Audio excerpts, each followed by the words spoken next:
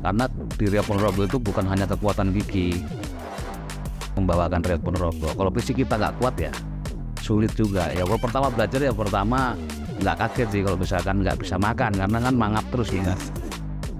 Tapi semakin kesini karena otot kita sudah terbiasa di rahangnya tuh bisa.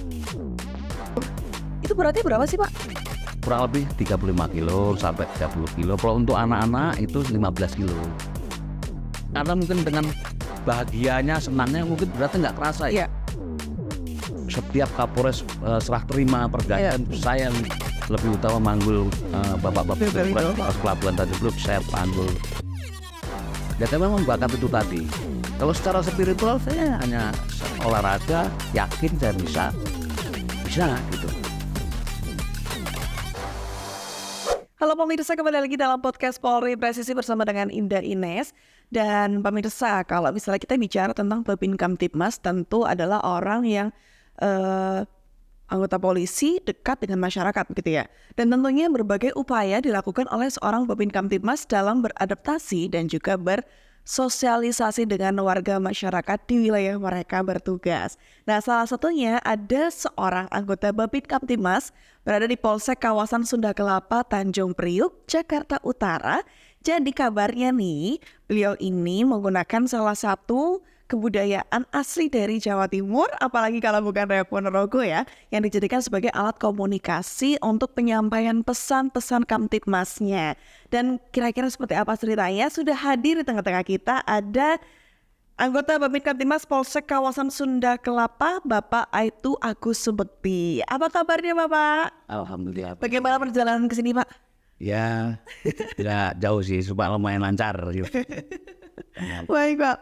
Ini agak unik Pak, karena Bapak bertugas di kawasan Jakarta Utara, tetapi membawa kesenian dari Jawa Timur. Ini gimana ceritanya Pak?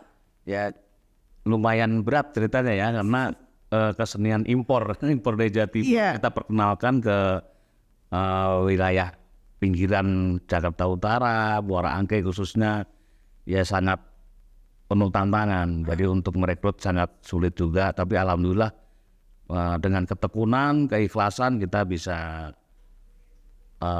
melestarikan di wilayah situ, khususnya untuk SMP ya, SMP di sana. Bagaimana Bapak asal dari Jawa Timur atau bagaimana Pak?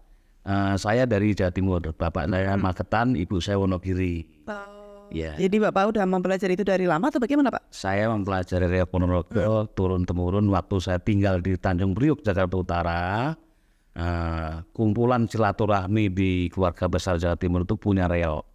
Nah, kecil saya sudah belajar dibuatkan reog ini oleh orang tua keluarga besar Jawa Timur, sampai festival di Ancol waktu itu juara 3 SD kelas 2 itu ya, karena sudah semenjak kecil kita sudah tertanam jiwa seni, seni Riau Ponorogo tadi ya, kita sampai menjadi polisi pun ya masih tetap cinta, bahkan nadi kita pun detaknya itu Riau Ponorogo, kecintaan kita saking cintanya itu. Jadi awalnya diturunkan, kemudian menjadi hobi dan kemarin gitu. Untuk latihannya Pak, mungkin ada tahapan yang mungkin harus apa sih yang dipelajari dulu gitu kan? Otomatis kan membawa seberat itu perlu proses latihannya mungkin atau apa?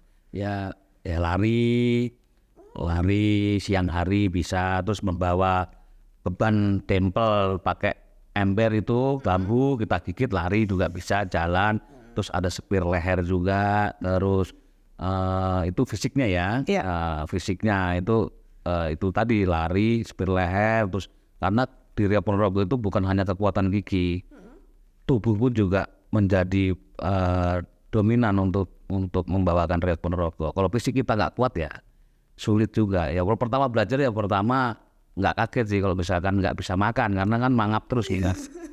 2-3 hari memang pasti nggak bisa makan. Ya, betul. Tapi semakin kesini karena otot kita sudah terbiasa di rahangnya tuh bisa. Gitu. Itu beratnya berapa sih Pak? Kurang lebih 35 kilo sampai 30 kilo. Kalau untuk anak-anak itu 15 kilo. Wow. Ada yang kecil juga. Gitu. Ya, SMP. Saya buatkan kebetulan di sana di SMP 261. Kalau di sana pindahannya SMP 261. Oh, satu sekolah itu. Sekolah. Oh, baik. Kemudian Pak, mungkin kan ada orang yang berpikir bahwa membawa 35 kilogram itu kan kayak di luar nalar ya Pak ya. Itu sebenarnya apa karena memang pure dari latihan aja atau memang kan kalau misalnya budaya itu kan kadang kental juga dengan soal hal yang mistis. Itu memang belajar juga atau bagaimana Pak? Kalau untuk spiritualnya, Iya. yaitu kita tidak jauh dengan agama yang kita anut. Jadi dengan ucapan Bismillahirrahmanirrahim, saya yakin bisa, pasti bisa. Yang penting keyakinan dulu, yakin gitu. Kalau kita dengan ucapan Bismillah pasti bisa. Ditunjang dengan olahraga yang kuat dan kemauan benar-benar, karena kalau nggak punya kemauan, make sekali aja udah kapok, orang nggak mau pakai lagi. Tapi kalau terus mencoba, insya Allah akan bisa. Ini masih sampai sekarang tuh masih yang seberat itu gitu. Soalnya kan saya pernah lihat pertunjukan ya Pak ya, kalau nggak salah itu kan dia udah pakai seberat itu masih harus bawa orang. Nah itu kan berarti kan bebannya double itu gimana gitu loh. Itu rasanya apa Pak? Ya sejauh ini ya, yang saya rasakan sih tetap pertama sebagai seorang seniman itu pertama kita bisa membawakan tarian itu apabila membuat orang lain senang, kita akan lebih senang. Karena mungkin dengan bahagianya, senangnya mungkin berarti nggak kerasa ya. Iya. Biasanya kayak setiap Kapolres tempat saya itu pasti saya panggil. Setiap Kapolres serah terima pergantian saya yang lebih utama manggul bapak-bapak Kapolres Pelabuhan Tanjung Priok, saya panggil di sana ya, karena kesenangan membuat orang lain senang itu kan kita ikut bahagia juga. Di situ mungkin yang letaknya nggak terasa. Dan saya memang bakat itu tadi. Kalau secara spiritual saya hanya olahraga, yakin saya bisa gitu aja. Itu berapa lama Pak? Berarti kalau misalnya dari Bapak kan otomatis SMP, tadi kan dikatakan 15 kilogram, berarti kan Bapak dari kecil nih. Terus bertahapnya itu lamanya seberapa lama Pak? Sampai akhirnya Bapak bisa membawa 35 kilogram. Kalau untuk membentuk fisik, itu mungkin dibutuhkan waktu sekitar 1 atau 2 tahun. Yang lama itu bisa puluhan tahun itu penjiwaan itu tadi. Rasa, menampilkan rasa biar gimana topeng itu kan benda mati. Iya. Bagaimana caranya kalau kita gunakan itu kelihatan hidup, itu yang sangat harus dibutuhkan pelajaran sampai lama sekali. Itu yang berat ya Pak? Yang sangat lama. Kalau cuma fisik kayang, gulung itu kayak FPU yang berangkat ke luar negeri, saya hanya sebulan sudah bisa saya latih. Karena memang sudah primo-primo itu fisiknya udah nggak bisa dilakukan ya. Ya udah pasti kuat. Sebulan saya latih bisa kayang, bisa gulung. Cuma kalau rasa belum ketemu gitu. Oke Pak, Bapak memang belajar dari lama dan sebenarnya alasan Bapak sebagai Babin Kamtibmas otomatis kan menyampaikan ini kan dengan menggunakan kesenian Reok Ponorogo ini. Sebenarnya alasan Bapak tuh memilih Reok Ponorogo kenapa sih Pak?